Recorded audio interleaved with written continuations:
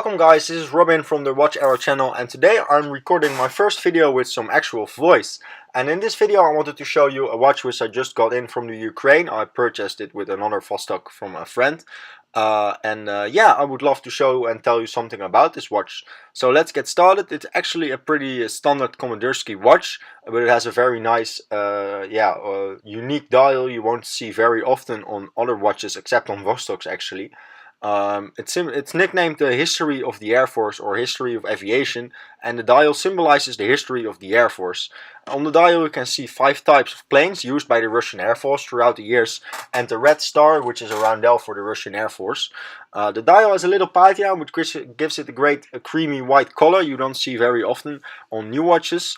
And on the 12 o'clock you can spot the Vostok logo and in Cyrillic written Komandirskie. It is probably a transitional Vostok as it's from 1992, which means no USSR or SU taxes on the dial. Along with the airplanes there's also an armor, artillery and a more rare naval vessel dial, but the case is actually pretty standard. It's called a case which has the type of 34. And it measures 14mm X crown, so a little bit more on the wrist.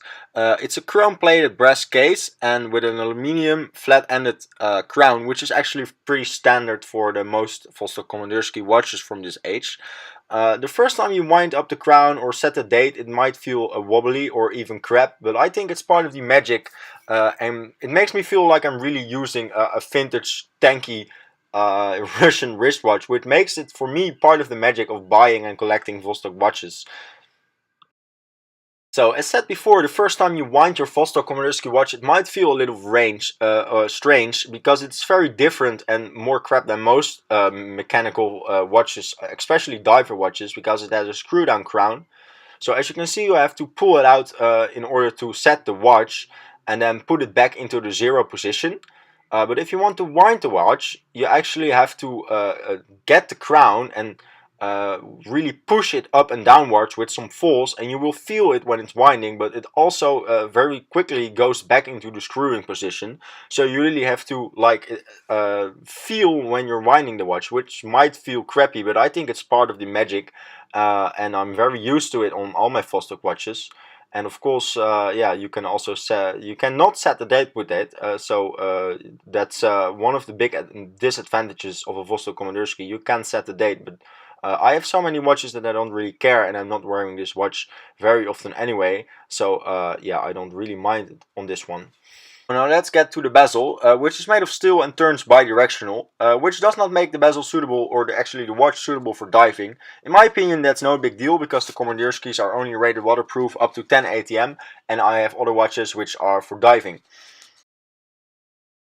So if we turn it around, we see a stainless steel screw down, and actually the most standard used older Komandirskie caseback, which reads water resistant in Cyrillic.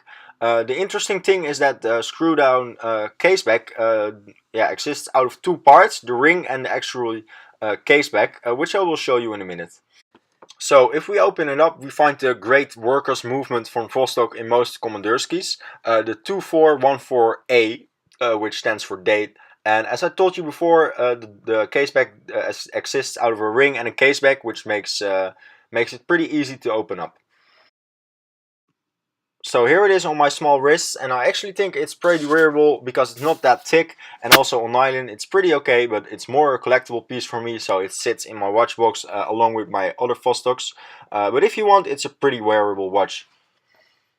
So that's it for today. Let me know what you think and what I could improve in coming videos. And if you're a fan of watches like this one or Japanese vintage and diver watches, please subscribe to the channel as I will post more in the future. Thank you guys.